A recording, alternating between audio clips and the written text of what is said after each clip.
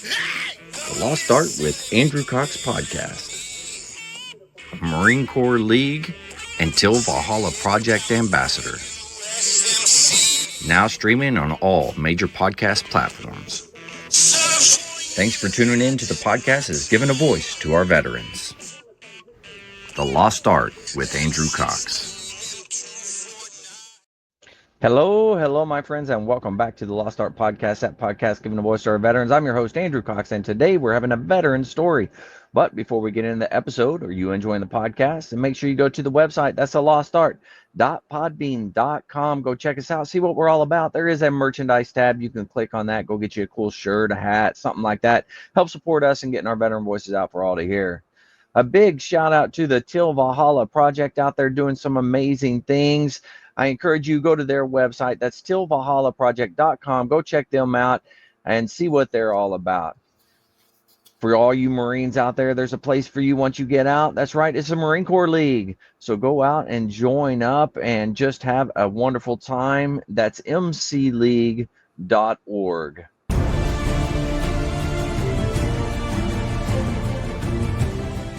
Are you a Marine veteran? Are you missing that bond you had on active duty?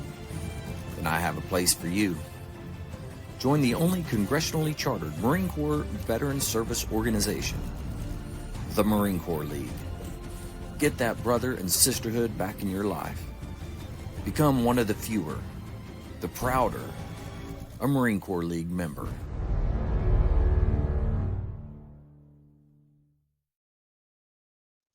All right, we're back here. I got my special guest. This is James Chase. Jim, how you doing today? I'm doing quite well, Andrew. Thank you. It's great to have you here. I'm excited to hear your story. Hopefully, you're excited to tell it.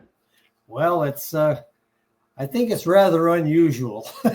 Okay, well, there's nothing wrong with that. That'll make for some good entertainment then. So, where do you want me to start? You all right. The questions. Well, let's start at the very beginning. Where did you grow up? What was that like? And then what drew you into military service? Okay. Well, I was born and raised in northwestern Vermont, born in 1940, and raised on well, we called it the farm or the camp. It was a resort type thing, but there were 45 saddle horses, whatnot. Oh, wow. My parents owned the place, and my brother and I helped out with the chores when we got old enough to swing a pitchfork or shovel or whatever the case may be. My parents were really very enthusiastic about a good education, and all of my three sisters and my brother and I, all of us went to private schools, college prep schools. Right. Unfortunately, it didn't stick too well with me. I did not want any part of an education. I'd had it. So when it came time to graduate, I headed out and went down to the farm to work for the summer. During the spring break, I had spoken to several of the recruiters. Well, before that, I wrote my brother, who was in the Army, and said, what do you suggest? Because my parents had made it quite clear, you either go to college or go in the service. Mm-hmm. There was no ifs, ands, or buts there. So I asked him about it. He said, well, if you want an education, he said, you start with the Air Force, the Navy, the Army, and then the Marine Corps. He said, if you want discipline, it's just the opposite. Does that answer your question right there?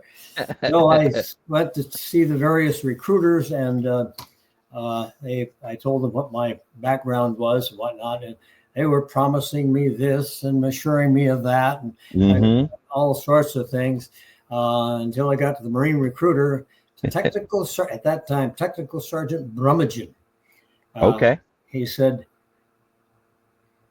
Marine Corps is it's not what you want. He said, the Marine Corps is going to put you where they need you. Mm-hmm. And that was it. I said, okay, fine, sign me up. So I finished up the summer. There were 5 altogether from the Burlington area, and we rode down to Albany, the recruiting substation in Albany, New York. Mm-hmm. Were sworn in there and given our food vouchers and whatnot. And back then, planes were not there. That was not the option for transportation. It was train. Yeah.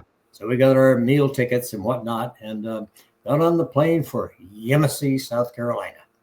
Okay. That was a Friday afternoon. Saturday evening, it was about 11 o'clock, I guess. We pulled into Yemassee, and this fellow came on the train, Smokey Bear hat, whatnot. Mm-hmm. And I had never encountered a voice quite that loud before. And get off my train. Everything was my, or the Marine Corps. And as we lined up on the platform there, the train started off. The conductor stuck his head out the doors and, "You'll be sorry." Very nice. So that was Saturday night. He got into the boat, issued some gear and whatnot. Slept in the barracks there. Sunday morning, went over to breakfast at the mess hall. There was a herd thing, just no drill at all. No. At that time, they had troop handlers and drill instructors. This was in 1958. Right. So then, Sunday came and went for church services for those that wanted to. It was a nice sunny day. This was the middle of September. Mm-hmm.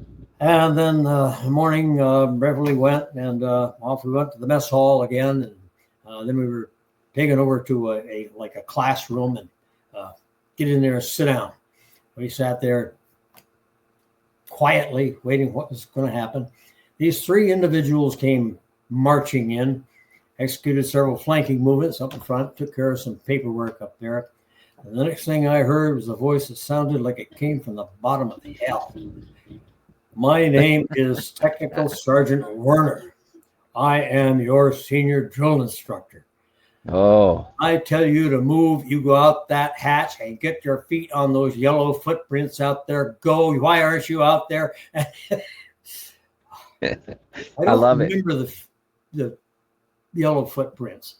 I did see them later on, but I don't remember seeing them. But I remember it was just pandemonium.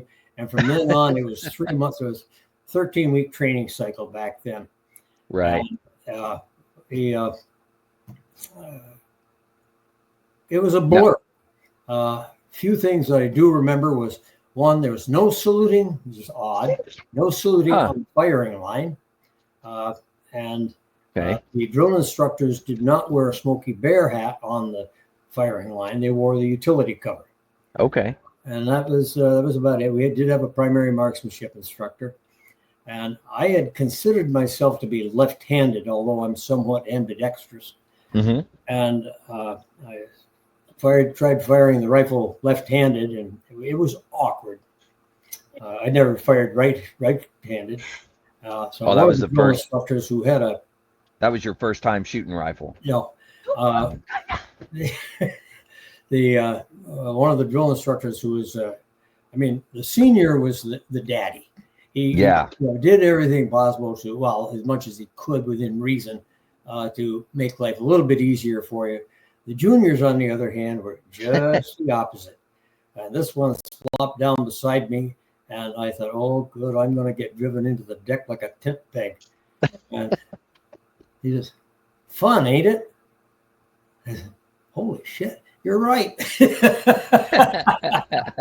So I switched over and fired sharpshooter. So that was with the M1.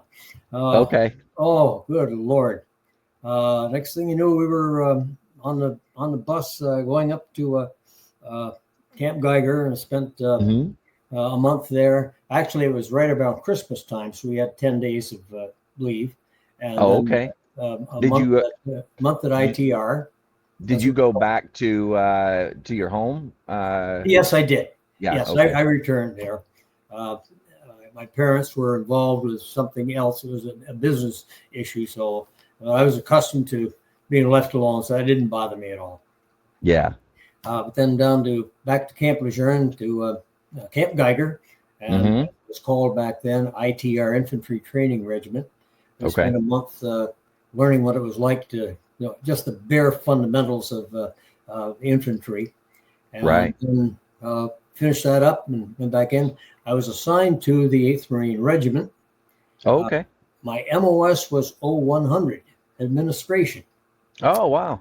So I was assigned to the 8th Marines, and the regimental adjutant said, I guess there were two 0100s that came in, right, fresh out of the camp. And I wound up staying in the S1 office, and the other one went over to the headquarters company office. Got it. Yeah. He was reassigned later on, several months later, to the 3rd Battalion, 3rd Battalion, 8th Marines. And so I went over and took his place there in the company office. Okay. Stayed Makes there sense. for about 2.5 years. Just gradually PFC, Lance Corporal. By that time, General Shoup had introduced the Lance Corporal in 1959, I believe. Oh, wow. Okay. So I think that So was, that yes, was 1959. So I went from private to PFC to Lance Corporal, then Corporal. right. Couple of cruises down to Villegas, Puerto Rico. We assaulted them and then decided we didn't want it after all, so we left it there. But I kept my nose to the grindstone. I was the clerk, file clerk, and then SRB clerk, or SOB as we called it, clerk, and then the unit diary clerk. And that's a lot of paperwork, especially back then. You didn't have it the is. luxury of computers. Yeah, that typewriter. Yeah. Oh, good Lord. So I went to personnel administration school and just barely graduated. So I was supposed to have 30 words per minute, and I got 29.6. So they rounded it up. I just barely made that one. But yeah. Within a year, I was doing almost the equivalent of 70 words a minute. Nice. I can't do that now, though.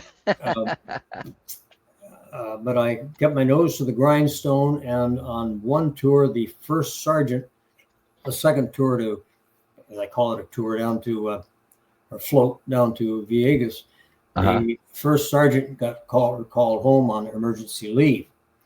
Uh-oh. I mean, we were on our way back, and the sergeant major, MEU sergeant major, came in. Sergeant Major Pascus.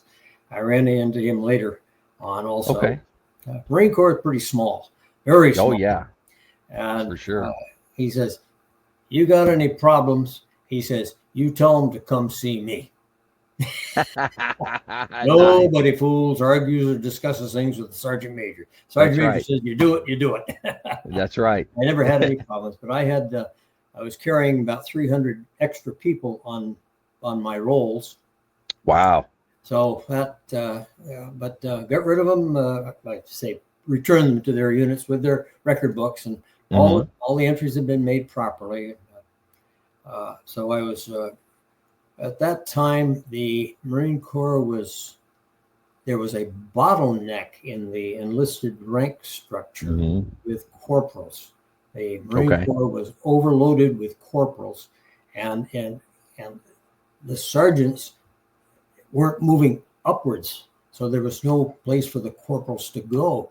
Right. And the cutting score, as it was called, the composite score, was up so high that you'd have to spend 6 or 8 years as a corporal before you came anywhere near that. Wow. But morale was really very low at that time. Oh, yeah, I can see that. Yeah. Each division and each air wing was granted 5 meritorious promotions to sergeant. Okay. I was selected. Oh, very nice. Yeah. And here I was, a slick sleeve E5 sergeant with 3 years in. Oh, my word. That was unusual. Yeah. Very unusual. Somebody had given me an idea of put in for embassy duty. So I did. Special foreign duty with the Department of State. Right. So off I went. The sergeant major of the school was Sergeant Major John Carson.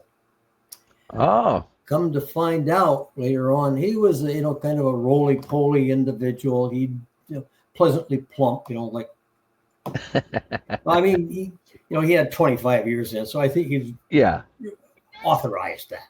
Yeah. And we had a rifle and personnel inspection every morning, and he'd come up to me and he'd look me over, just shook his head. I just can't believe a slick sleeve E5 in the peacetime Marine Corps. Come to find out, he was a member of Carlson's Raiders, 1st Raider Battalion. No kidding. Wow. Matter of fact,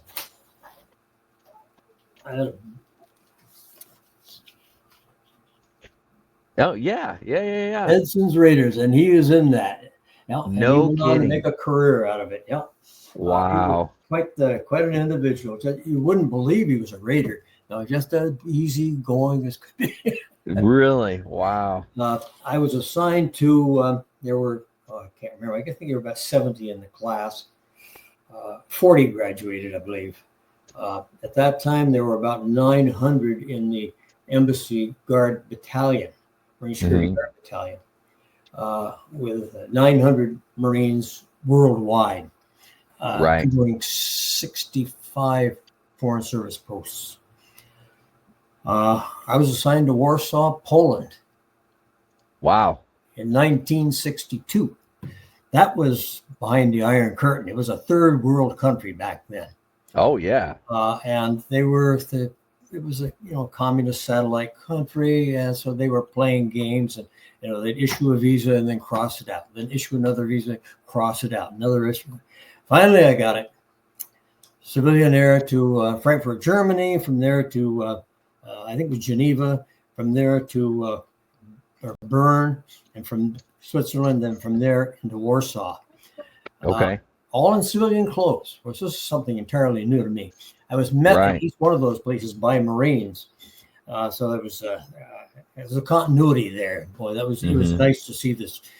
Only was a white close cut haircut. You spot them right away, even though they were wearing civilian clothes. Absolutely. It was now Warsaw is about the same latitude. Now this is in February. It's about the same latitude as Toronto, Canada. Oh wow! Snowing. So it's a little chilly. Yes, you might say that. We got out, and it was about 4:30 in the afternoon. It's getting dark about that time. I looked up at this masonry building, and I looked up there and I says, "What are those marks on the building there?" Bullet holes left over from the German occupation. Oh wow! It was definitely a third world country. Yeah. That's incredible. There was no unemployment in Poland at that time. Zero unemployment. Everybody had a job, one way or the other. Yeah. When the snow fell, I saw this looking out the window one night, having a drink at the Marine House bar, and probably more than one. And I looked out there and I could hear this noise out there. It was just a very soft noise. Looked outside. There were women sweeping the snow into windrows. Wow. And behind them were a couple of men with shovels shoveling snow onto a hay wagon thing that was drawn by horses. Wow. That's wild. That's how they cleared the snow. This was in Warsaw, Poland, the capital of the country. Yeah. Goodness gracious. It was it was a learning experience. Right. I was about 21 years old, and I'd never seen anything like this. Well, it was quite an education. I mean, just to see the state of what the country was in and how bad it was, for the individuals that lived there. They were, they were still rebuilding was in the process, but they had been devastated during World War II. Right. Just Now, how long did you spend there in country there? I was there for 11 months. Behind the Iron Curtain was, like Moscow and several others, was considered a Hmm. hardship tour. Okay. So I left there and went to the land of the big PX, Frankfurt, Germany, the American consulate general there, and I spent 18 months there. We had to sign an agreement, I would like you to know, Uh-huh. that we were for staff sergeants and below. Well, first of all, there was no rank structure within the guard detachments. Oh, There was really? there was the NCO in charge, Staff Hmm. Sergeant Al Paw, and there were 4 sergeants, 1 corporal, and 3 lance corporals. Wow. The NCO in charge was the boss. Right. Everybody else, privates relieved sergeants, sergeants relieved privates. It was It's 60, just 70 hours a week. And I think that was done and deliberately to prevent us from getting into any sort of mischief. Uh, could have been. Could have been.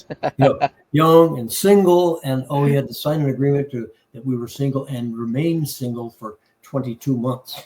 So they wanted to make sure that there were no wives involved, because some of these posts just did not have the capacity to take care of children Right. uh, Yeah. around the world. In 2005, I went to an Embassy Guard Association reunion. I'm jumping Hmm. ahead here. And the sergeant major of the group, Marine Security Guard group, Uh-huh.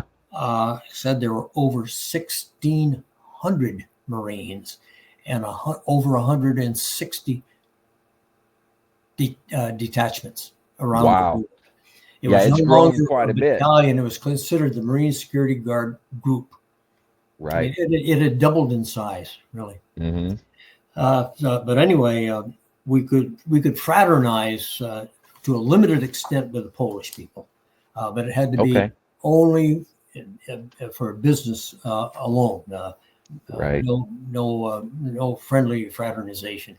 Hmm. That was out. That was a quick way to Leavenworth. So Yeah, you don't want to go there. now which made it difficult because the secretaries in the embassy were all in their 30s. I mean, they had worked for the State Department for 10 years, and they had their excellent, stellar records, Right. Andrew. And here we were, the Marine Guards, 20, 21, 22 years old. Hmm. Quite a disparity. Yeah. So it was nice getting out to Germany. And there we could fraternize. There was no problem. And I was became the assistant NCO in charge of the guard detachment there at the consulate general. Hmm. And spent a year and a half there. Okay. And while I was in Warsaw, I thought, this is fantastic. I mean, look at all, I'm getting hardship allowance, I'm getting quarters allowance, I'm getting this, I'm getting that, because the State Department was provided us quarters. So Yeah. quarters were provided technically, Yeah. but we got the whole thing. It can't get any better than this. So I shipped over. There was another Okay. reason for it. A fifth of Johnny Walker Red Label cost 95 cents. Oh, wow. Diplomatic sales. I mean, there was no tax anywhere. Wow. Yeah. Well, you gotta love. I mean, 85 cents. That's pretty amazing. 95 You look at cents. it now. Yeah. Nowadays, it's ridiculous. I have no idea what it is now. The bar whiskey at the majority of the guards drank Scotch, and the bar whiskey, which was usually the bottom of the line, was old par Scotch, and that cost $2.35 a fifth. Wow. So you can see where Johnny Walker Red Label rated. Oh yeah, that's a big difference. Yeah. I think every Marine house had a bar. Some of the stations were civilian clothes only. I think Lisbon, Portugal was one. One or more of the Scandinavian countries were no uniform, strictly civilian clothes. No kidding. Yeah, that was it. Those see, we were, I think, considered to be on the ambassador's blue list. So we were on the ambassador's staff. We were not diplomats, but we were above and beyond. So we carried official passports. Anyway, I had reenlisted while I was in Warsaw, and first reenlistment, you get an option. I did not want to go back to Camp Lejeune. So I'm not sure why, but I got a pretty good reason, but it's off color. I wound up going to the 1st Marine Division, 6 years. Okay. Being an 0141, I was assigned, and now I had the additional MOS of, I think it was 8631, which is MP, because it was a guard billet. Okay. It was not. I was not a military policeman, but it was a policeman's billet. Right. So I had that as an MOS, additional MOS. I walked in there and went to 1st Motor Transport Battalion. Okay. And, walked into the company office, and there's a little pudgy fellow sitting there. Seems to me all of my first sergeants were kind of pudgy. Well, it was during peacetime at that point. But they were all in their 20-year plus. Yeah. Most of them were World War II veterans. Wow. So yeah. So they had some age on them. I walked in. Here's this fellow, and he was with a typewriter, and he looked up and says, "Who are you?" I said, "I'm Staff Sergeant or Sergeant Chase." He said, "I guess I'm your new chief clerk."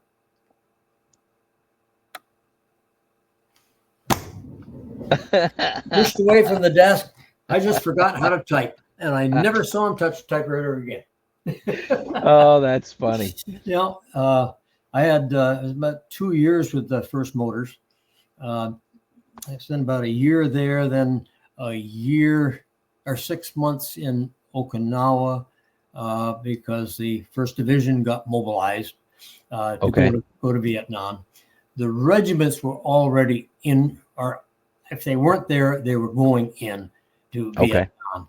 But the commanding general was not in Vietnam. So therefore, technically, the flag was not in Vietnam. Right. It's a technicality.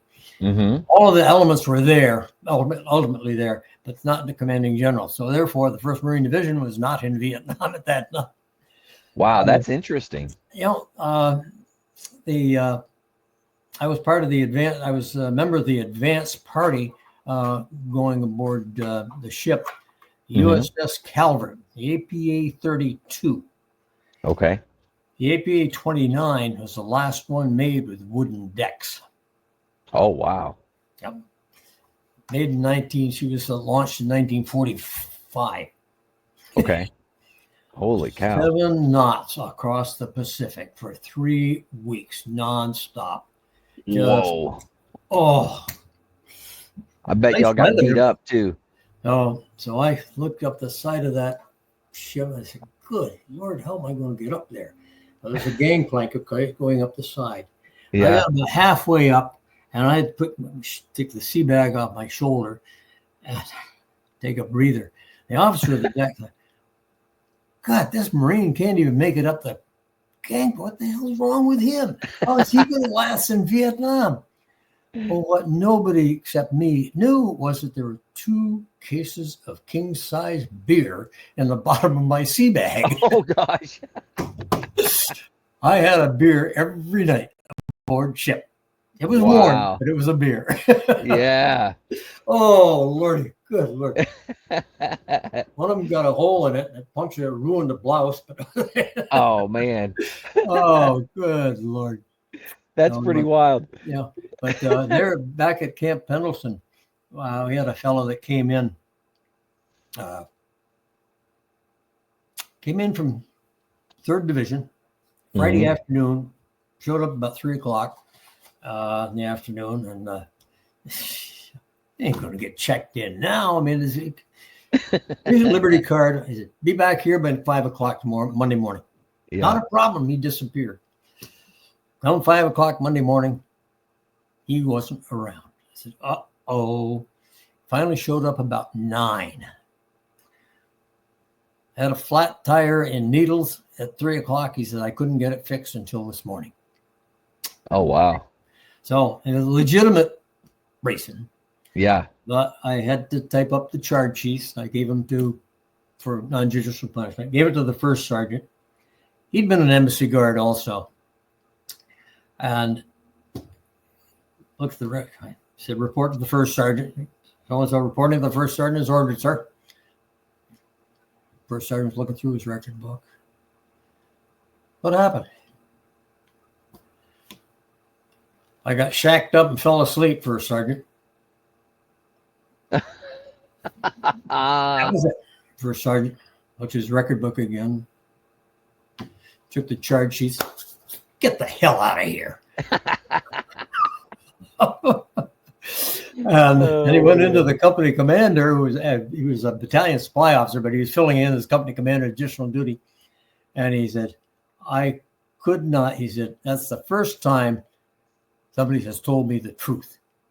He said, and I could not see ruining his record. He had a perfect record. 4.8, 4.9, 5.0 conduct, right. con marks, and a clean record. Turned out to be an outstanding Marine. Yeah. But everybody makes silly mistakes from time to time. But I mean, there's a good example of leadership right there. Mm-hmm. You take care of your men. Yeah. So he took. The CO could have said no.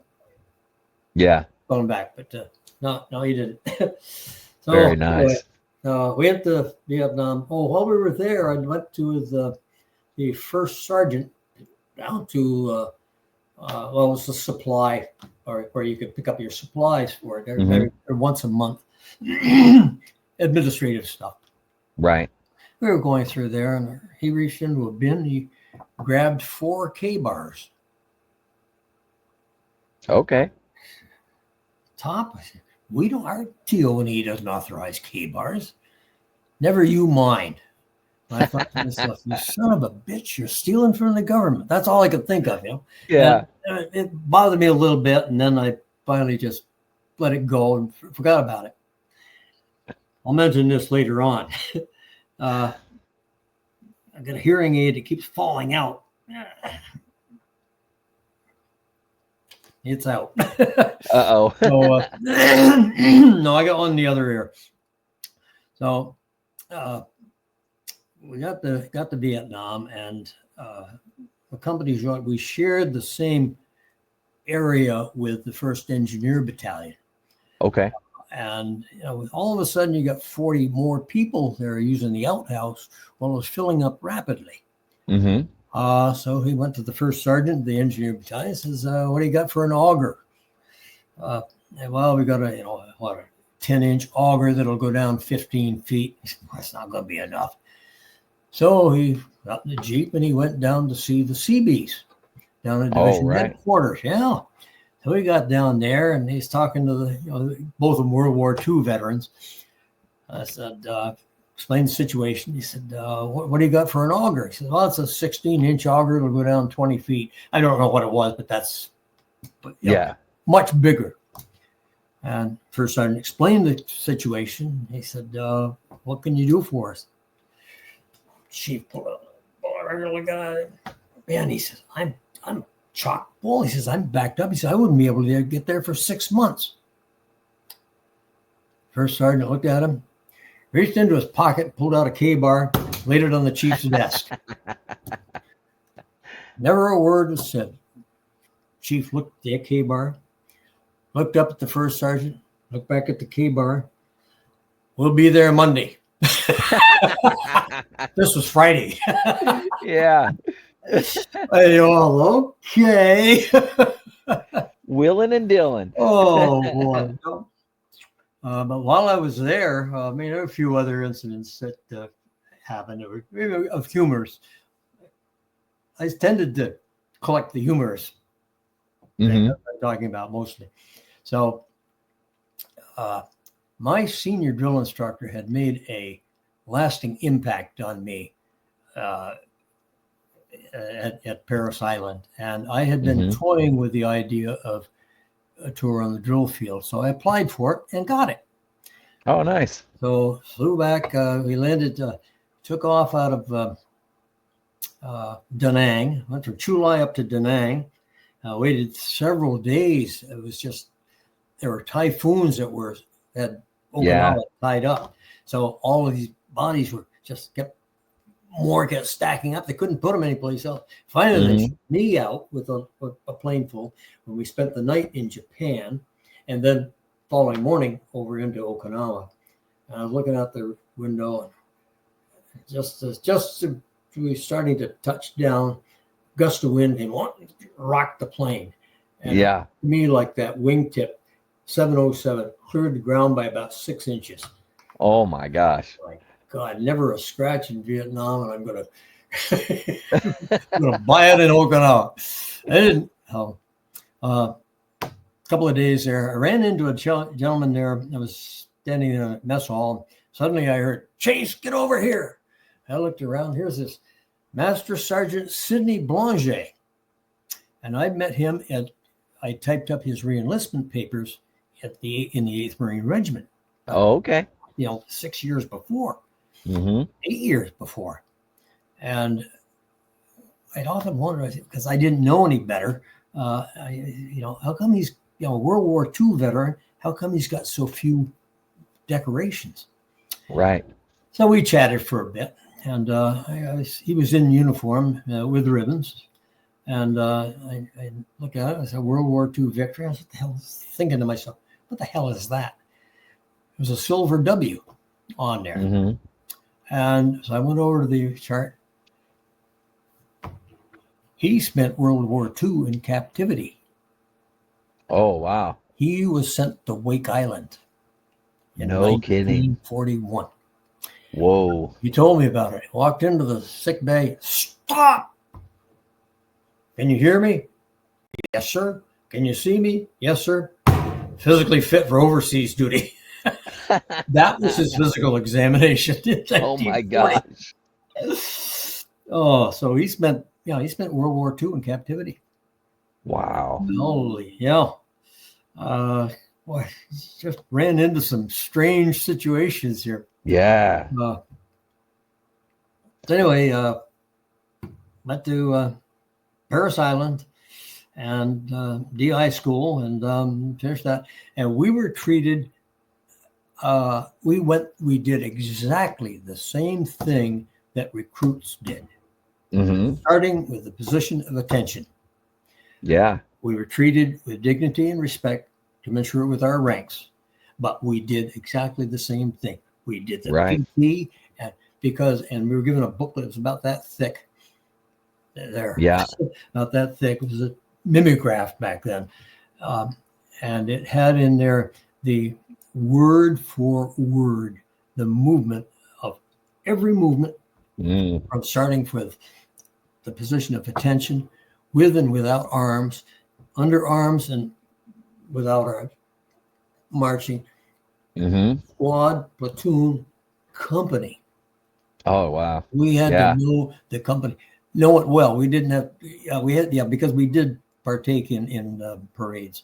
And there were some battalion maneuvers in there, but they didn't push that. We had to memorize those things. That booklet had to be memorized. Wow. Because you get out there. The next movement I will explain and demonstrate is the position of attention. Right from your feet, right on up the top of your head. The manual of arms, flanking movements, everything we had to memorize because you never knew when or where you were going to be teaching this thing to these kids. Didn't know the first thing about it. Right. And so, rote cold memorization. I spent 2 years there. I had four assignments as a junior drill instructor. I think they call them assistant drill instructors now. And then 6 as a senior. Okay. Wow. Right at the end, I had about 2 months to go. I had about 2 weeks to go before I put this one platoon on the bus. And the battalion adjutant came out to see me one day. Mm-hmm. He said, Sergeant Chase, he said, I need a new admin chief, battalion admin chief. Oh, yes, sir.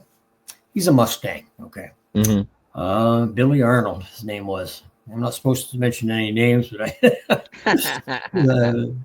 hell of a nice guy. He said, well, I need a battalion admin chief. He said, I know that you're getting close to, finishing up your tour. And I was a walking court martial looking for a place to convene. I had just, I don't know how I was able to keep my cool, but he says, he says, I'll tell you what, he says, I'll let you keep your laundry and dry cleaning privileges. Free laundry and dry cleaning as a drill instructor. Nice. Oh, well, yeah. I got to finish this up here, Lieutenant. He came back a few days later. I said, hey, let you keep your pro pay, $30 a month for putting your stripes on the line, working 80 to 90 hours a week. Yeah. That's what it was. The drill field was a divorce factory. Oh, yeah. It didn't affect me then, but it was for a lot of drill instructors. Finally, he came around. He says, I'll let you keep your Smoky Bear. I said, well, with that, I caved. I said, I'm going to keep my pro pay, keep my laundry privileges, keep the Smoky Bear. I still got that Smoky Bear right hanging up here on my wall. Very nice. So I went in there and spent the last 2 months really as the battalion admin chief. And we had about 30 recruits in the casual platoon. And I got those. My predecessor used to get rid of one a day. He'd get one in, get rid of one. Get one in, get rid of. I was getting rid of 3 or 4. Within a couple of weeks, I was down to 3 or 4 in casual platoon. Oh, wow. Yeah. Because every recruit had a like an IRC card, his conduct throughout recruit training. And I could take when the drill instructor said he's all screwed up, I could take that and convert that into the Queen's own English and put that into the letter. Made it sound a lot better. Yeah. I told him right through. There was one case where he had, I said, Private so-and-so is an azygous case. That's AZYGOUS. Okay. Of course, the adjutant checked. I had a woman doing the typing for me. She checked the typing. The battalion adjutant checked the wording. An exec checked the wording. Then it went to the battalion commander for his signature. Right. Now the exec was, what's this? What's that? What's this? He says, Sergeant Chase, what is azygous? Unmatched, one of a kind, sir. And it is in the dictionary. Yeah. He said, is it in the dictionary? Yes, sir. Where? I said, the last letter in the subsection A, which went partway through, A here, and then A, and then B was here. Right. Azygous was over here, AZY. You can't get further. And he'd been looking over here. That's funny. And so I had to go in and show him. Yeah. It's the last time I was ever questioned. Oh, nice. Never got questioned again.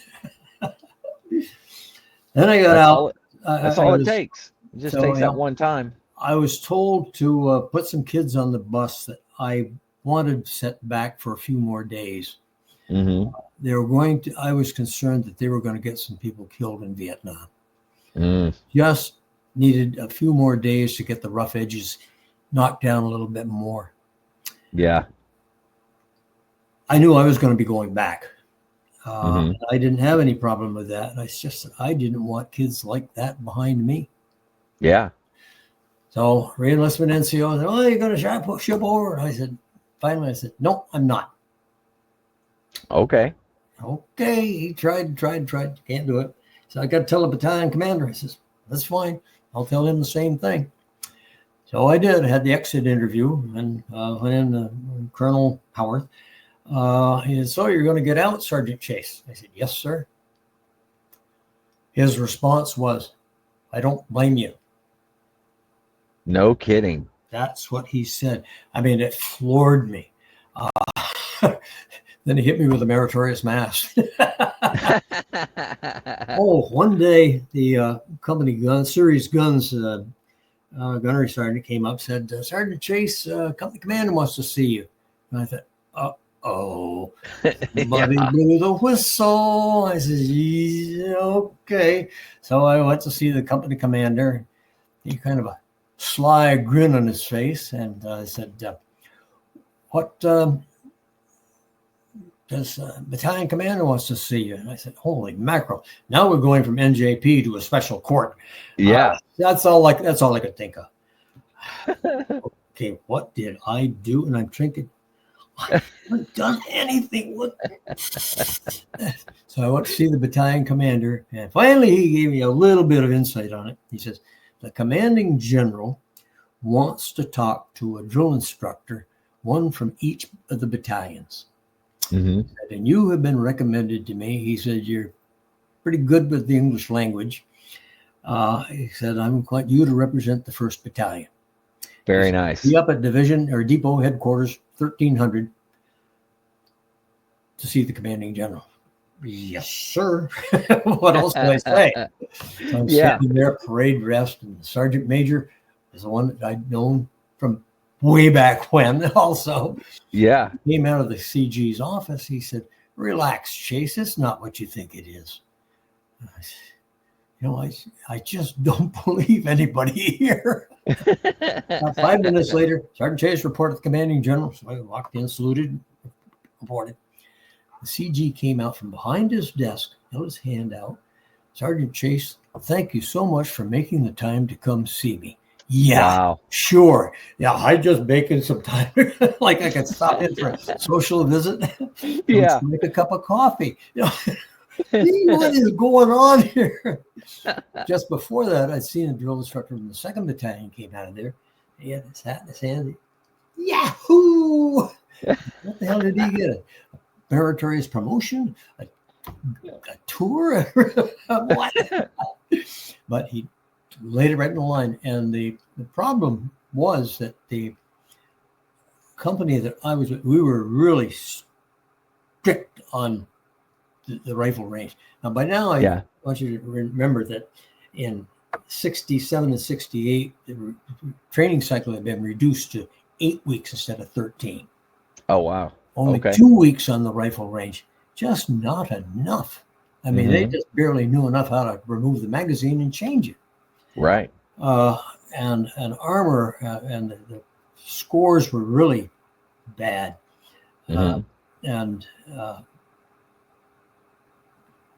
Well, the written scores were good, but when it came time to actually firing, right, they couldn't do it. Either they had forgotten how, or I'm not sure what it was.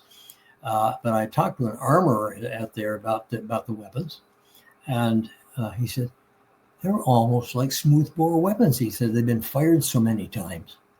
Wow, that's crazy. It's a wonder you can even qualify with some of these weapons. So I told that to the commanding general. What happened, I don't know. But anyway, I got out. I came back. I went to work briefly at IBM here in Burlington, Vermont, Essex Junction, Vermont. Okay. Northwest corner. People ask me where I come from in Vermont. I said, I've been from Vermont. I said, well, whereabouts? I said, up in the northwest corner.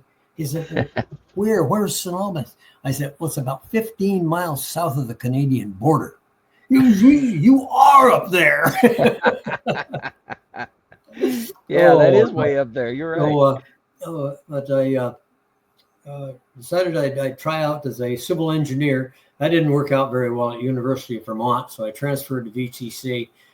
I got my engineering certificate. What do you call them? Not a professional engineer, but license, just a license. Yeah. So And but I did go back to VTC. They offered something evening division, and I got my BS degree there about Okay. 5 years later. I worked for civil engineers, I worked for contractors, and I also worked for a municipality. So I have moving dirt. So I have built them, I've maintained them, and I've designed them, and I like building the most. Yeah.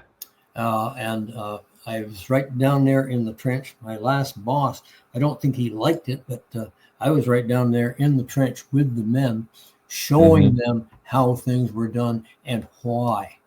I didn't want them to have to learn the hard way. Just this is the way you do it. Make sure that gasket goes in. You make sure it's clean first before you put the little things that make life easy. Right. I got along very well with the men, and finally I retired there. And well, now, how long did you work doing that? well, the last few years I went to work as for a contractor and from 75. So I was involved in either building, designing, or maintaining from 75 until, when the hell did I retire? It was about 20 years ago. 2006, I think. Okay. Because I started in 84, 2000, December, So 25, 30 years. Okay. Wow. 30 years as an civil engineering technician. Yeah. Now, what would you tell somebody if they were looking at the engineer type of work? What would you tell them to do?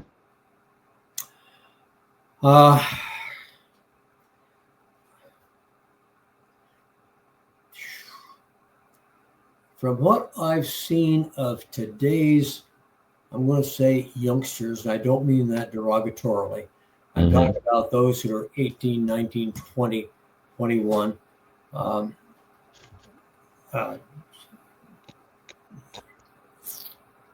It's start at the bottom and work your way up. That's really the best way, because now you will know what it's like when you do something. Right. And why. You get up top and the civil engineer, no disrespect intended, they know what the book says, and they know that the law says this, but when you're actually doing it, as one of my operators said, I got this one individual, he says, he's a contractor. He says, the only man I know of that can move 30,000 cubic yards of dirt in 10 seconds. I said, how the hell do you do that? He said, well, you take this dirt. He says, so you just go like that. He says, you take that. He says, you compact it, you spread topsoil on it. He says, you're all done. It don't work that way. But I would suggest that not everybody is suited for the military.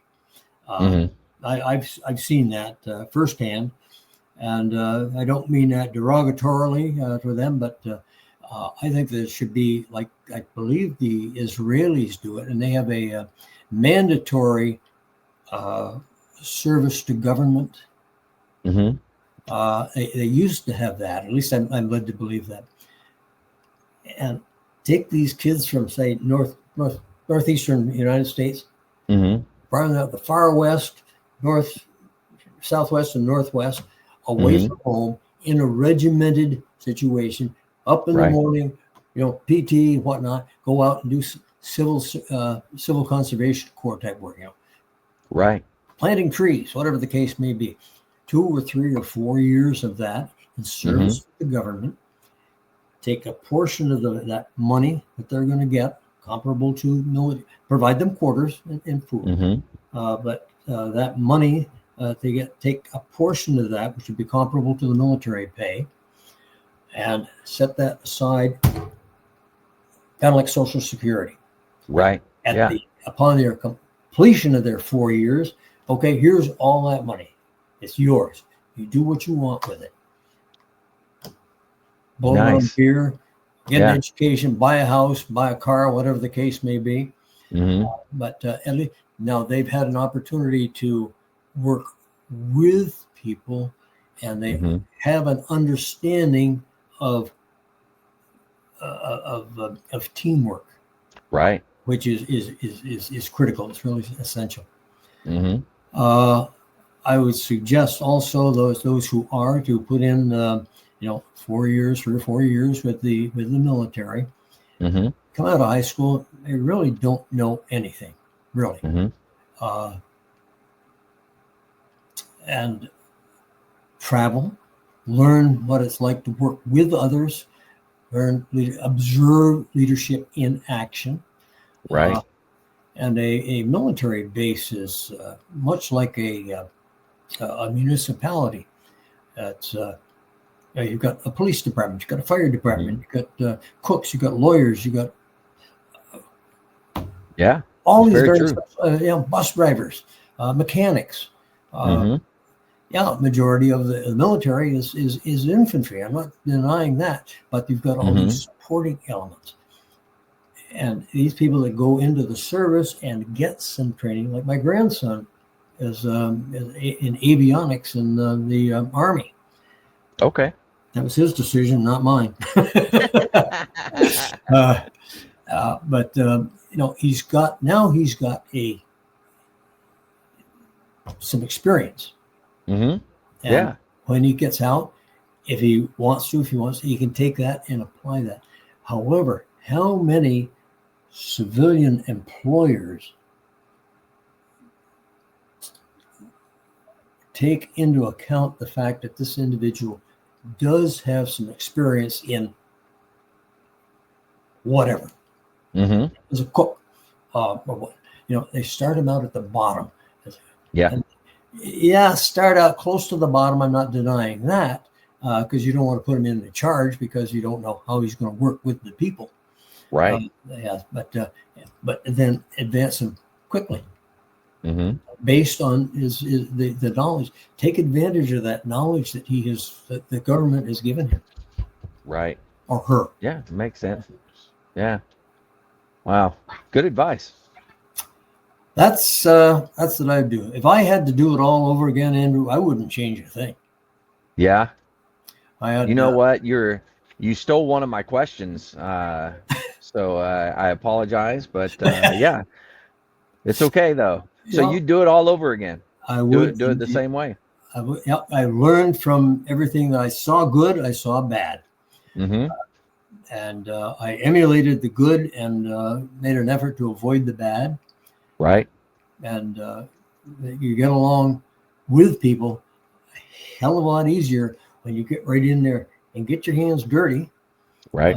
With them and show them how it's done, not just tell them, but hey, this is how you do it. See what I'm doing? Right. Okay, now you do it. Since I showed up at Camp Pendleton and went to draw a rifle, I turned in my M1 at Camp Lejeune in 1961. Yeah, something like that. Okay.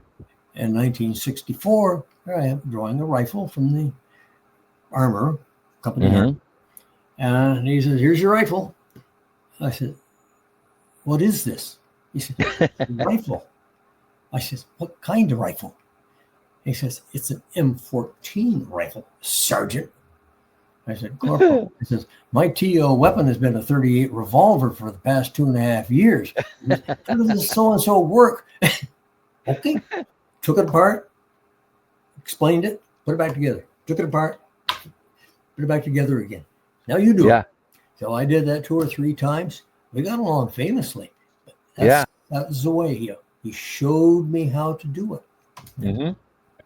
Yeah. And there's nothing wrong with even though you were a sergeant, he's a corporal. No, there's nothing wrong. No. Nothing wrong with asking the question, because if you don't know, you don't know. Oh, he thought I was yanking his chain, because trying to pull rank on him. I'm carrying a .38 revolver for this. Yeah. Quite a bit different. Yeah. Well, so as we get close to the end of the podcast, I always have these rapid fire, fully automatic rapid fire questions. So if you don't mind, I'll go through them. Although you've already answered one, Okay, I've got a couple of others for you, if you don't good. mind. Bring All it on. right. What is your proudest military moment?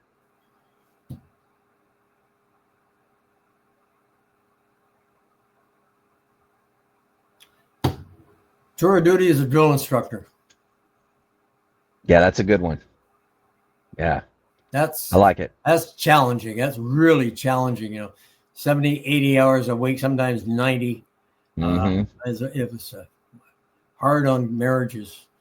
And Absolutely. I mean, it was exhausting. Um, yeah. Yeah, and that part hasn't changed. When I did it, it was same thing. Were you on? Ridiculous hours. Yeah, I You were a did the hat drill. also? I was. Yeah, Oh, where, San it's. Diego or Paris Island?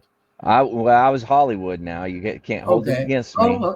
hey, DI school is DI school. My dad always held it against me. Every chance he got. How's my Hollywood Marine doing? I was like, oh my gosh, he's never gonna let it go, is he? All right. What is your most embarrassing military moment? Oh, good Lord.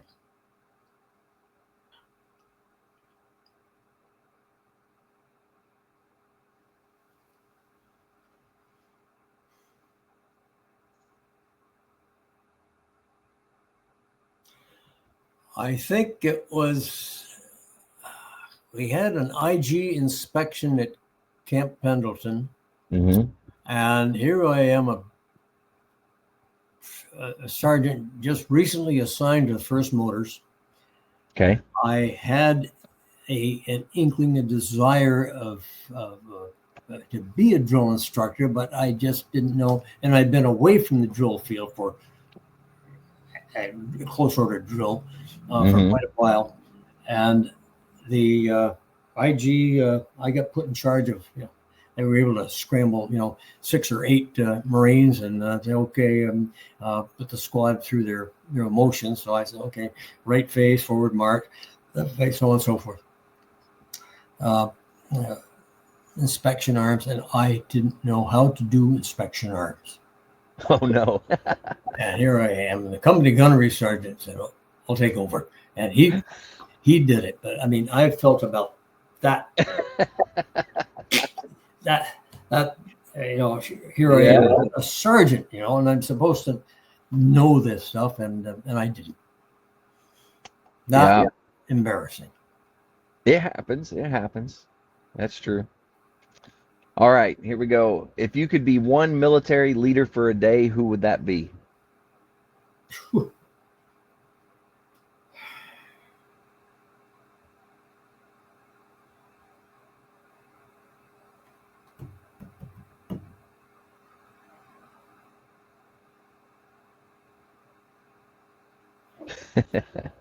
I don't know. I of those that I've read about or served under,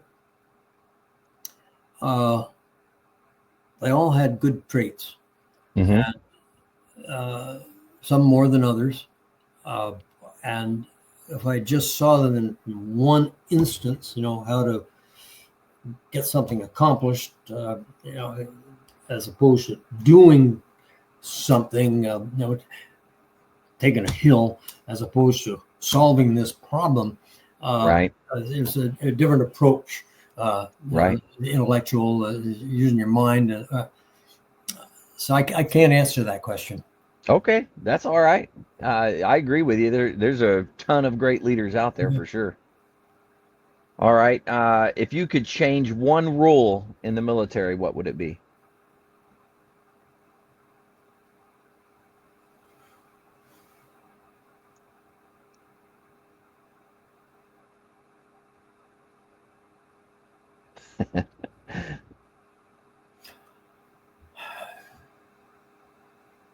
I'm asking you the tough questions here. Yes, and I can't because I accepted the leaders that I had, those who were over me, Mm-hmm. uh, and that they had a job to do and what that job was. Mm-hmm. Uh, and they were attempting to do it to the best of their. But to get rid of any one job, I can't think of one. Okay. Yeah. There's nothing wrong with that too. What is it? Instant obedience and willingness to orders. That's right. Yeah. Yeah. All right. What is one skill or lesson you learned that you still use today? Working with people. Yeah, that's a good answer. Okay. With them. Get right in there and do it with them. Right. Show Yeah. them that Yeah. you can do it, and it's a form of leadership. True. Yeah. Very much so. And I like getting my hands dirty. There's nothing wrong with that. Okay. In the zombie apocalypse, what would be your weapon of choice? The zombie apocalypse. Yeah. What in the hell is that? All the zombies are coming out to get us all. So what weapon are you going to use?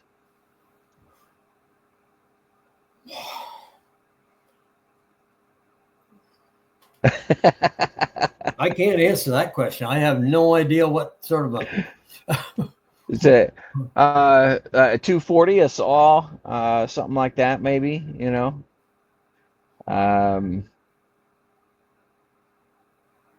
Anything? Yeah, that's what I think. What I would get, I would use the M240 or 249 saw. Sorry, 249 saw. That's that. Well, that was before my time. Before my time. No, after my time. That's right. Yeah. The M60 was the machine gun of choice back then. Then I never saw one. Yeah, I think I saw one once. It was the Ontos. That was a 106s mounted on a mule. I think it was on a mule. But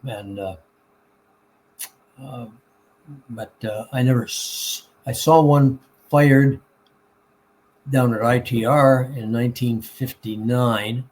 Oh, wow. But that was it. It set a glass of water on top of it and it shook it, but it never broke never tipped it or anything. A glass of water set right on top. It was no kidding. It did not move. Wow. Yeah. That's pretty cool. But there was one that somebody has a story I heard was that there were two Ontos, one behind the other, and somebody accidentally had a 50 caliber spotting rifle on there. Oh, yeah. Accidentally hit the spotting rifle and fired it, and it torched off all 6 rounds, 6 weapons. The carrier. Wow. There, killed the crew, obviously. No kidding. Wow, man. It was in Vietnam. Jeez. That's a story I heard. I don't know if it's true or not. Yeah. But it was a massive. Well, the 106. That was quite a weapon. Yeah, that's true. All right. I'm going to ask you 2 easy ones here, right? So, which branch of the military has the sexiest uniforms? Sexiest uniform? Yeah. I think that the most distinctive uniform is that of the United States Marine Corps. Very nice. Yeah. Okay. Go ahead. Yeah. Prior to Vietnam, the Army had they were lit up like a Christmas tree with all the patches here and there and whatnot. And my brother was over there. The same time I was.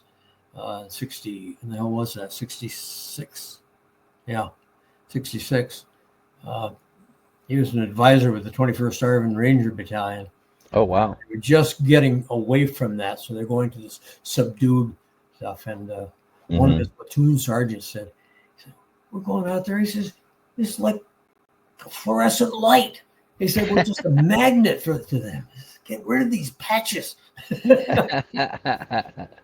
Yeah, that makes sense. Yeah. All right. And then which military branch is the best?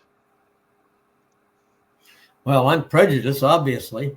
Uh, uh, I, there are good leaders and there are bad leaders in every organization, to Very include the true. Marine Corps. Very true. Many of the Marine Corps leaders uh, get weeded out very early on. Right. Some still make it get to the top one way or the other, but Hmm. it's they're few and far between. True. Yeah. Now, Well, from what I've seen, which is rather a narrow. well, as we approach the end here, I always want to leave the listeners with something like words of wisdom or anything else that maybe you want to talk and tell our listeners. So I got.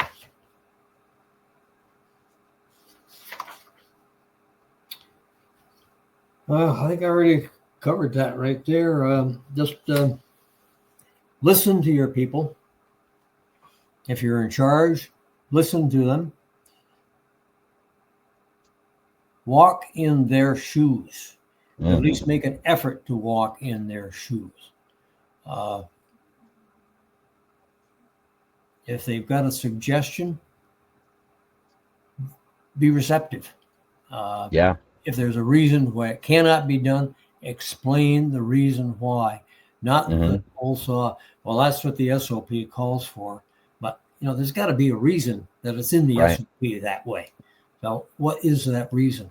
Give them something to chew on that thinks, oh, okay, that makes sense. Not Right. just because some written document says you can't do it.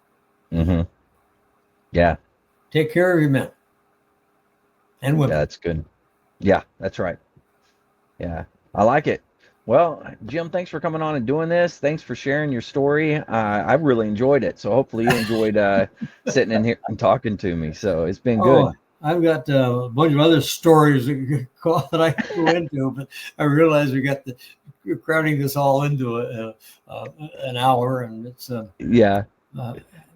taking an hour to review 60 years here. That's quite a challenge. Yeah. Oh, yeah. Yeah, for sure. But you did a heck of a job summing things up and going through it. So thanks for doing it, and thanks for just coming on and sharing your wisdom with us. Well, I sent you. Did I send you my story? Okay. I believe you did. I think I got it in my minor email, changes to it, but I got that idea from the first contractor that I worked for, Big John Campbell. He was big, boy, and he wrote a book. He spent 50 years in construction, or oh, what the hell! And he started out working construction on graduation from high school in 1918, 1919, something like that, and worked his way up and was one of the original founding members of the Vermont Road Builders Association, which ultimately is morphed into AGC Vermont. But he's also a member of Toastmasters International. But he had this pamphlet that he wrote, and Big John. That's what everybody called him, Big John. Big John. First name term. I'm John. No, Mr. Campbell. I'm John. So I like it. Well, thank you again. I'm gonna go ahead and close this out. Don't leave me at the end here, but thanks for coming on and doing that. I'll stick around until you get back to me. All right, sounds good. To all the listeners out there, if you're struggling, need help, anything like that, don't forget that the VA does have some great resources. You can always dial 988, press option 1. You can always text 838-255, or you can go to veteranscrisisline.net and click on the chat icon. Any of those options will put you in contact with somebody that can help you out. But remember, one veteran life lost is one too many. I care about you. I know Jim cares about you. The whole veteran community cares about you. So please reach out for help. And if you're out there, you're not struggling, reach out to the buddies you served with, ask them how they're doing, and if they need that helping hand, please give it to them. All right, one last time, Jim, thank you. I appreciate it. To all the listeners out there, stay motivated, change your socks. Thank you. Oh, I hit the wrong